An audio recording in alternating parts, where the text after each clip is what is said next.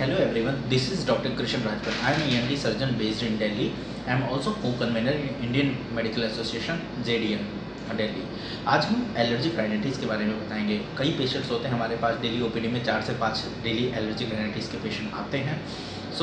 Patient का queries होता है कि ये क्यों हुआ, कैसे होता है वगैरह वगैरह, और इसमें क्या मैनेजमेंट के तौर पर क्या किया जा सकता है।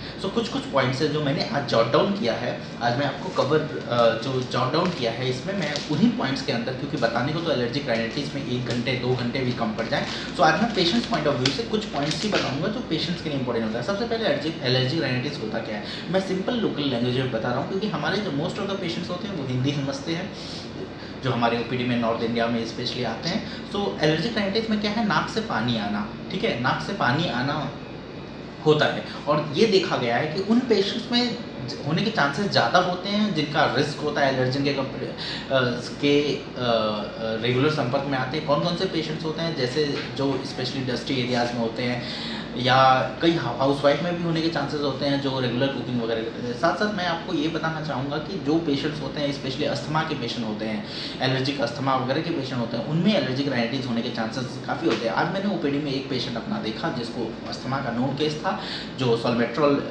नेजल ओरल इनहेलर पे था, और वो एलर्जिक राइनाइटिस के साथ मेरे पास आया था। कई उनमें एलर्जिक कंजक्टिवाइटिस के भी चांसेस काफ़ी ज़्यादा होते हैं।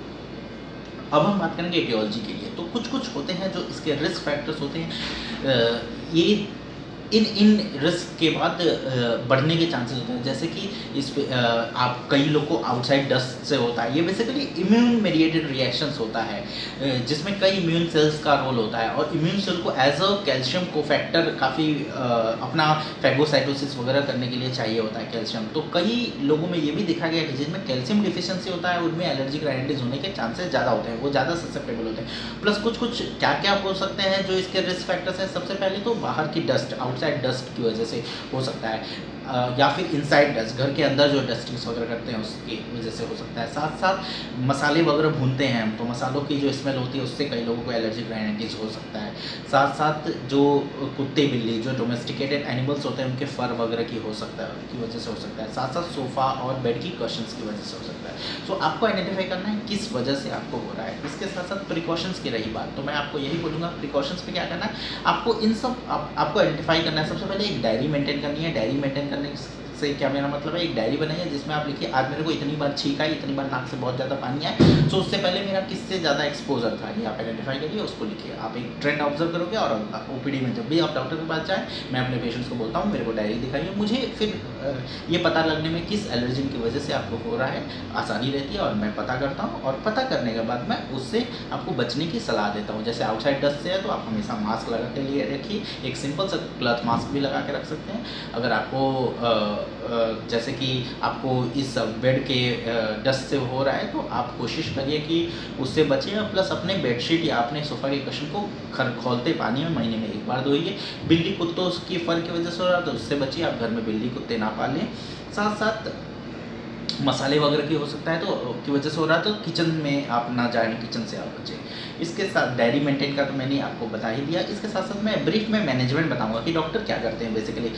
इसमें अलग अलग है, कुछ लोग ये टॉपिकल एंटी हिस्टामिनिक्स देते हैं, कुछ लोग स्टेरॉयडल स्प्रे देते हैं। Steroidal spray long time treatment चलता है, इसका ट्रीटमेंट लॉन्ग चलता है, 4 to 5 मंथ एटलीस्ट देना होता है, तब जाके पेशेंट को रिलीफ आता है। साथ साथ आपको ओरल एंटी हिस्टामिनिक दे देंगे। ओरल है, मैं अपने पेशेंट को स्टेरॉयडल स्प्रे और ओरल एंटी हिस्टामिनिक देता हूँ। कई डॉक्टर्स टॉपिकल एंटी स्प्रे के फॉर्म में टॉपिकल एंटी हिस्टामिनिक देते हैं, और साथ साथ ओरल एंटी हिस्टामिनिक्स देते हैं।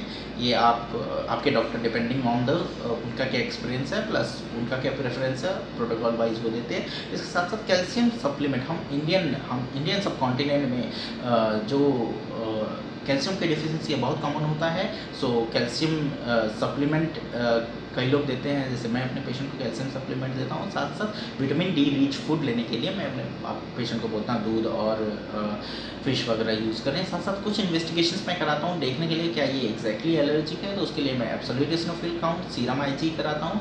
साथ साथ में एक थॉ एक्सरे अब ऑब्सोलीट हो गए हैं, बट एक एक्सरे पीएनएस वाटर स्यू करा के साइनोसाइटिस वगैरह देखने की कोशिश करते हैं, क्योंकि सीटी स्कैन गवर्नमेंट सेटअप में कराना थोड़ा मुश्किल होता है और प्लस एक्सपेंसिव होता है, डेट भी आगे की मिलती है, तो ये हमें देख के देखना होता है। सो आपकी कोई भी क्वेरी हो आप मेरे को कंसल्ट कर सकते हो, मेरा टेली कंसल्टेंसी एंड मेरे को कंसल्ट करने का तरीका आप इसमें वीडियो के लिंक में आप देख सकते हो, ठीक है। So hope